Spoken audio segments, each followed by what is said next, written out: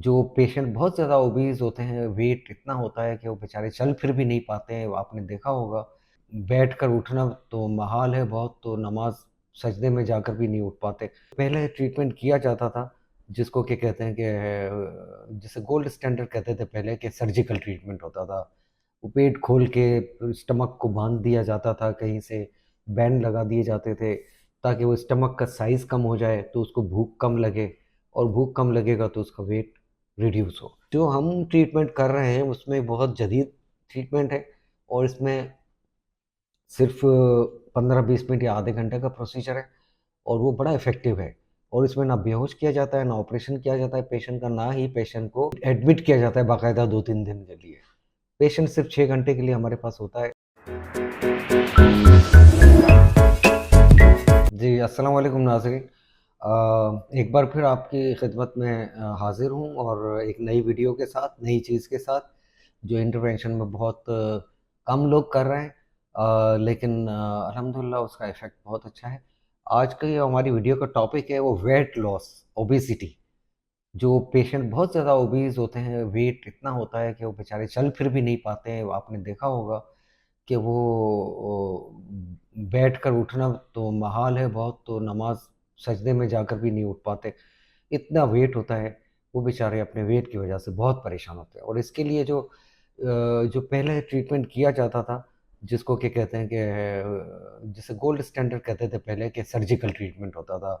वो पेट खोल के स्टमक को बाँध दिया जाता था, कहीं से बैंड लगा दिए जाते थे, ताकि वो स्टमक का साइज़ कम हो जाए, तो उसको भूख कम लगे, और भूख कम लगेगा तो उसका वेट रिड्यूस हो। इसके अलावा वो दूसरा ट्रीटमेंट एक एंडोस्कोपी के ज़रिए भी होता है, कि उसमें बैलून डाल दिया जाता है स्टमक में, और उसकी कैपेसिटी बैलून से फिल कर दी जाती है, ताकि खाना कम जाए। लेकिन ये सब बहुत महँगे प्रोसीजर हैं, बहुत टाइम टेकिंग है पेशेंट के लिए, और पेशेंट इसमें बड़े मराहिल से गुज़रता है। तो जो हम ट्रीटमेंट कर रहे हैं उसमें बहुत जदीद ट्रीटमेंट है, और इसमें सिर्फ़ 15-20 मिनट या आधे घंटे का प्रोसीजर है, और वो बड़ा इफ़ेक्टिव है। और इसमें ना बेहोश किया जाता है, ना ऑपरेशन किया जाता है पेशेंट का, ना ही पेशेंट को कोई एडमिट किया जाता है बाकायदा 2-3 दिन के लिए। पेशेंट सिर्फ़ 6 घंटे के लिए हमारे पास होता है। हम उसकी उसकी गैस्ट्रिक आर्टरी होती है, लेफ्ट गैस्ट्रिक आर्टरी, जो कि सीलिएक एक्सिस, एक जो एओर्टा है, मेन शेयर रग है उसकी, मेन रग है उसकी दिल की, वहाँ से वो जो स्टमक को एक ब्लड वेसल जारी होती है, उसको हम एंगेज करते हैं, और उसमें माइक्रो कैथेटर डालकर, और उसमें पीवीए पार्टिकल या एम्बोस्फीयर्स या जेल फॉर्म व्हाटएवर, वो हम उसको एम्बोलाइजिंग एजेंट के ज़रिए उस आर्टरी को, उसकी ब्रांचेस को एम्बोलाइज़ कर देते हैं। जिससे ये होता है कि उसकी जो स्टमक की सप्लाई बंद हो जाती है, जब ब्लड सप्लाई कम हो जाती है, तो उसकी सेंसिटिविटी कम हो जाती है, और उसके साइज़ रिड्यूस होना शुरू हो जाता है स्टमक का। और साइज़ रिड्यूस होता है, सेंसिटिविटी कम होती है, तो पेशेंट को भूख बहुत कम लगती है। वो जो 4-4 रोटी एक बंदा खा रहा होता है एक वक़्त में, वो आधी रोटी से गुज़ारा कर लेता है अपना, या पौनी रोटी, 1 रोटी से गुज़ारा कर लेता है। तो इसका आपने हदीस में भी सुना होगा, जब हुज़ूर सल्लल्लाहु अलैहि वसल्लम और सहाबा कराम जहाद पर जाया करते थे, तो वो अपनी भूख मिटाने के लिए पेट पर पत्थर बाँध दिया करते थे। वो पेट को पत्थर से बाँध कर और स्टमक को दबा देते थे, ताकि उनको ये भूख का एहसास जो स्टमक से ब्रेन को जा रहा है, वो ख़त्म हो जाए। तो आपको पता है कि हुज़ूर सल्लल्लाहु अलैहि वसल्लम ने जब जहाद पर थे, तो एक सहाबी ने कहा कि या रसूलल्लाह, मुझे बहुत भूख लगी है और मेरे से बर्दाश्त नहीं हो रही, मैंने पेट पर पत्थर बाँधा हुआ है। तो हुज़ूर सल्लल्लाहु अलैहि वसल्लम ने कहा, कमीज़ उठाकर देखो, मैंने 2 पत्थर बाँधे हुए हैं।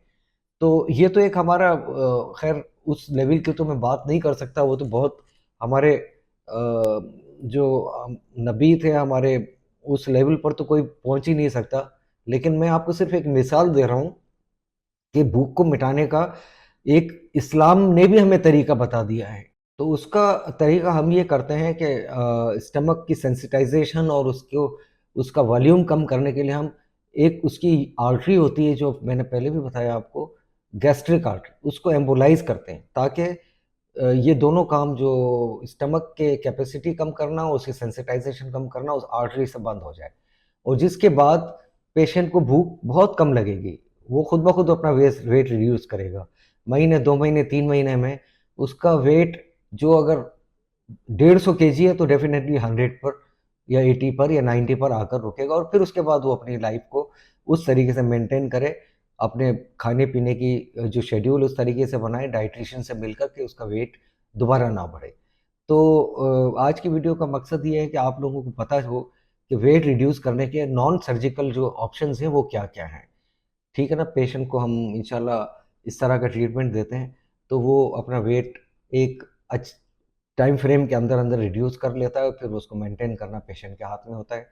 तो मैं अपने नाज़रीन से दरख्वास्त करूँगा कि ये जो मेरा नई वीडियो है उसको आप ज़्यादा से ज़्यादा वायरल करें, सब्सक्राइब करें और उसको आगे से आगे लोगों को भेजें, ताकि लोग इसको देख सकें और समझ सकें कि ये वेट रिड्यूस करने का ये जदीद तरीन तरीका है, जो हम पाकिस्तान में कर रहे हैं। मुख्तलिफ़ शहरों में चैनल्स सब्सक्राइब करने के लिए आप हमारे नंबर्स देख लें, और मैं कहाँ-कहाँ बैठता हूँ वो मेरे आपको जो नंबर आ रहे हैं वहाँ से आपको पता चल जाएगा।